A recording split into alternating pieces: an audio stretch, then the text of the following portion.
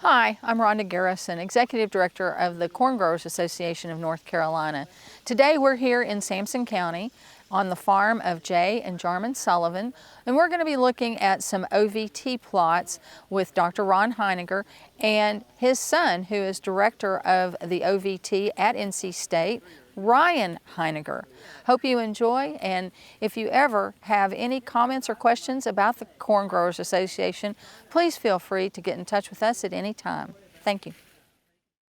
One of the things that I hate to do is go shopping at the grocery store for my wife. You know, she sends you there for maybe a loaf of bread or a box of cornflakes, and you get into the store there and there's what, 40 different types of loaves of bread there and 6 different types of cornflakes. And of course I pick out the wrong one every time, and I get home and she says, "Why did you pick that one?" Well, I think that difficult choice is also true about corn growers as they make the choice about what hybrid they want to select on their farm. My name is Dr. Ron Heiniger. I'm with North Carolina State University. I'm the cropping systems specialist at North Carolina State. And today we're going to look at some of the top hybrids, corn hybrids here, and try to help you make that difficult decision about selecting a hybrid for your farm. Today I have some help here. I have the director of the North Carolina Official Variety Testing Program, Ryan Heiniger, here with me. Now, yeah, that name sounds familiar. I'm taller than he is, if you believe it or not. But I'm going to let him tell you a little bit about what the Official Variety Testing Program does to help growers select corn hybrids and what things he looks for in selecting a corn hybrid. So as they say, if you ever want to talk about corn in North Carolina, 2 Heinigers is better than 1. So I'm here as the director of the OVT program at our Sampson County location for our Official Variety Testing Program. What do we do with the OVT? Well, we look at about 97 to 100 hybrids each year across 9 locations in North Carolina. We do that because we're looking for environmental factors that affect how hybrids grow and how hybrids yield. So having 9 locations spread evenly across our coastal plain, our Piedmont, and our coastal areas gives that opportunity for us to look at consistency, top-end yield, and stress response across all of those sites.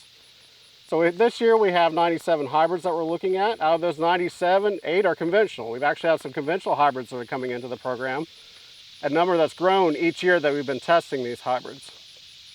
Here at our Sampson County location, it's been fairly good for a growing season.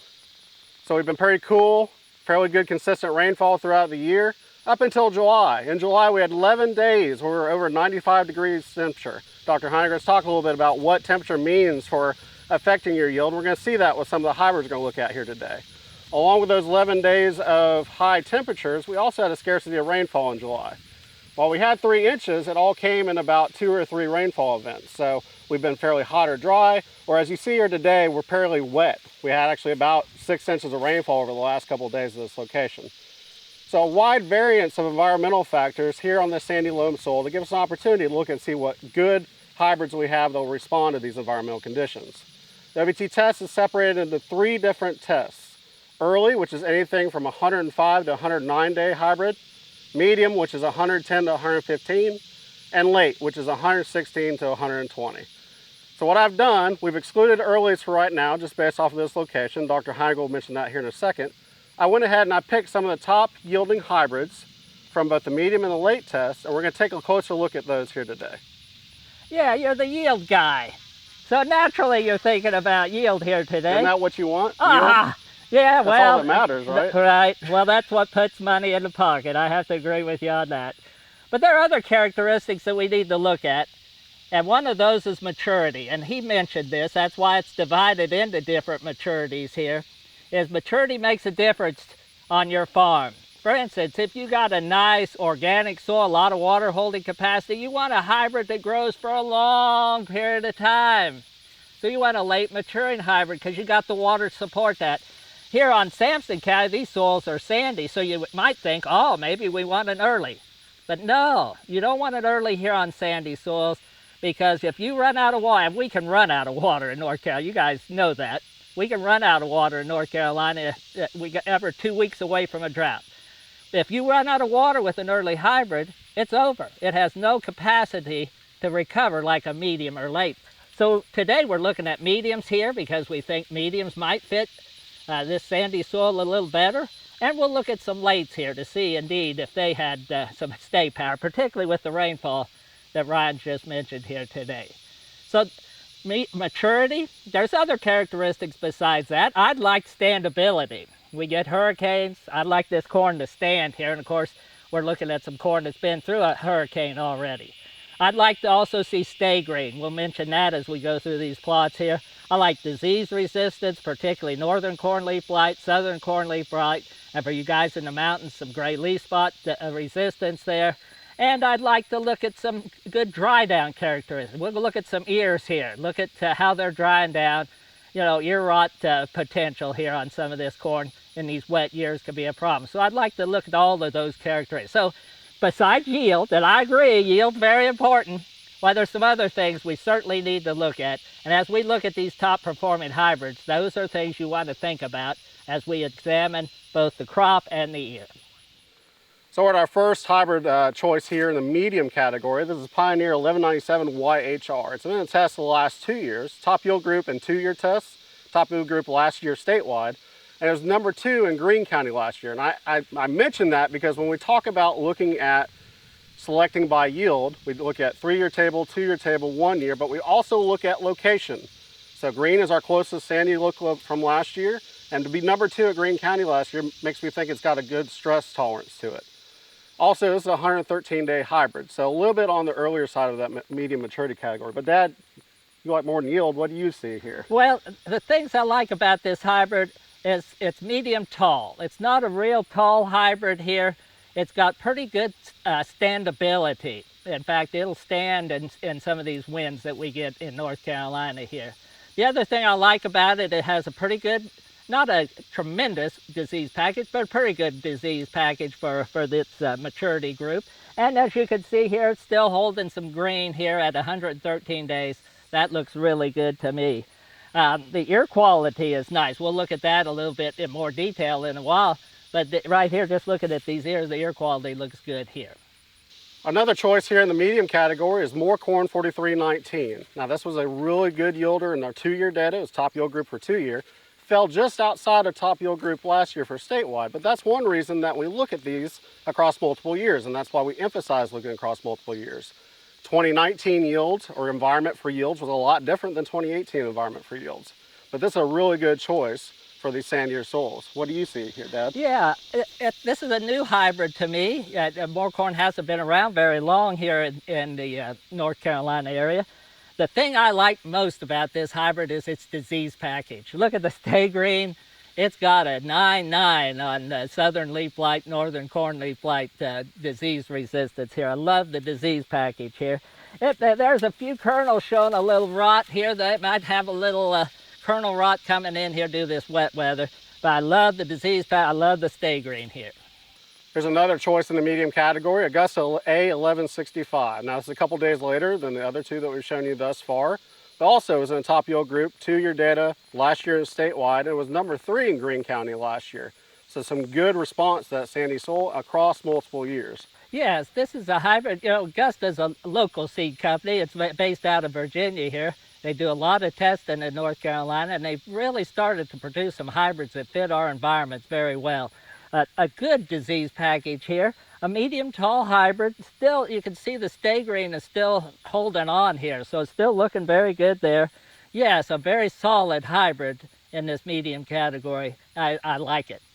So we're in front of another choice here. Now, I want to be upfront and honest. When I was doing my research, I did not come up with this hybrid as one that I would choose, only because it didn't show up in the top yield groups for the last 3 years for our tests. Doesn't mean it's a good hybrid, it just means it didn't come up to my attention because obviously I'm looking for yield. This is D54VC14. This is one that Dad really wanted to emphasize. Dad, why did you like this hybrid? It's short. S-H-O-R-T. It's short. Take a look at this thing compared to some of the others we've looked at in this series. It's got great standability. I agree with Ryan there. It's not a top yielder, but a solid performer in its category. Decent disease package here. Short. That's what I like about this hybrid. That's why I think it fits in some of our cases here, particularly on the eastern side of North Carolina. Well, that's one thing that we really haven't discussed so far, is consistency. We look at consistency in soybeans. We look at it in terms of how many times it's been in the top yield group. But really our goal, especially on these sandier soils, is to look for that hybrid that's consistent. Doesn't have to win the test, just as long as it's not in the bottom of the test. If you can consistently be top 10, top 15 across multiple years, that's going to realize some really good gains for you. Isn't that right? That's exactly right. You know, I'd rather put money in the bank every year than go broke one year and have to wait for that strike it rich year. Another choice in the medium category is from AgriGold, A6544. This is one that's been in top yield group for the 2-year data. Again, a lot like that Mor-Corn line, just came outside the top yield group last year, but has performed really well in our tests. Now, another related hybrid to it, it's not the same hybrid, but out of the same company, is 64432. That's one that's not here. We're not looking at it right now, but I wanted to mention it because when we talk about selecting yield, we start with 3, 2, and 1, but I always talk about look at that 1-year table. Look at that 1-year table because you're always tasked with looking at new hybrids every year. And that gives you an opportunity to take a look at the new material that's coming in and compare it to what you've been growing on your farm. I mentioned A64432 because it was in the top yield group statewide out of AgriGold last year and did really, really well in our two of our sandy locations, Duplin and Greene counties last year. For this one, 6544, what do you see, Dad? What do you like? Well, again, it's a short hybrid. Again, I like that characteristic, particularly for standability here. Still good stay green, and a good package for disease resistance to northern corn leaf blight and southern corn leaf blight. So a very solid hybrid in that respect. But now we've got both the shorter and the yield to go together. So those are great to have us back on the same page. So we've been talking about medium hybrids up to this point. Now we're moving into the later hybrid categories. First up for here is DCAB 6744. This is a standard for this part of the state.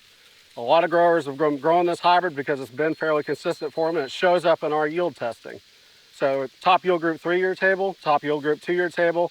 Didn't quite hit the top yield group last year, but was number 4 in our Duplin County location, another sandy look last year. This has been an old standard, hasn't it, Dad? It sure has. It's been a hybrid that's been around and has performed year in and year out. The things that growers really like about this hybrid is ear quality. We'll look a little closer at that when we pull the ear from the plot here. But good kernel quality on these ears, even in a wet year. The things I don't quite like about it is a little taller hybrid here. Now it has good stay green. It's still staying green here, but it is susceptible to some wind damage if we get a real bad hurricane. So just a solid hybrid. Another choice in this late category is from Donegro, D58VC65. It's 1 day later than that DCAB variety, but again, top yield group, and it's been in the test for a couple years now. Top yield group 3-year table, top yield group 2-year table, just outside that top yield group last year. What do you see, Dad? Yeah, it's Dynagro's best hybrid in my opinion. It's got a medium short stature. Again, that's obviously something that I like. It's got beautiful ears here, good stay green here. It's a good top performing hybrid here in North Carolina. A good disease pack, not all 9s, but a very good disease package for this hybrid. One of our last ones we're going to look at here in the late hybrid test is from DCAB 6869. This is a day later than that 6744 that we showed you, but has been in the test 1 year less than what we saw in the 6744. However, it's been a very good performer in our OVT tests. Top yield group 2-year data, top yield group last year in the statewide data. So Dad, compare and contrast a little bit. What do you see for this 6869 versus the last one? Yes, this is a little shorter hybrid here, so that's a nice feature of this hybrid. I think it has just a little more yield potential and that sort of fits your data that you just mentioned there. Also, ear quality is excellent. Yeah, it's not showing the best here. We're standing in a water puddle here, but ear quality, even under these situations here, is excellent. A very, very good disease pack. So it's sort of a hybrid that's got it all in many ways here. So interesting to take a look at it under these conditions.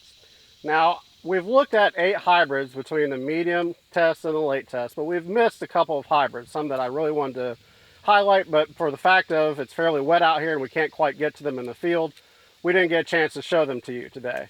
But I do want to mention them, and we're going to look at some of their ears here in a minute. There's 2 Seed Consultants lines, 1168 and 1188. Both have done very well in our late tests for the last couple of years.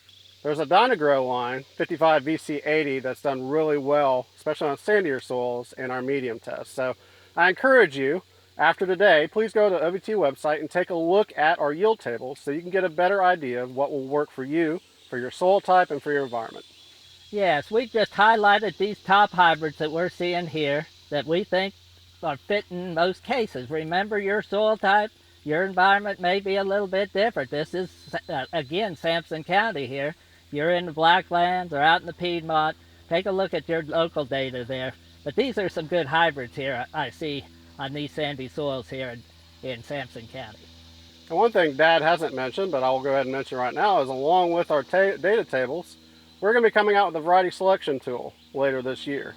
So that will give you an opportunity to search by soil type, by soil organic matter, by soil CEC, by soil pH, by amount of rainfall, and a bunch of different characteristics to really whittle down those choices for you. Dad mentioned choices are hard. We're helping to make those choices a little bit easier for you on the grower side, help you whittle that down to where you can find that hybrid that'll work for your situation.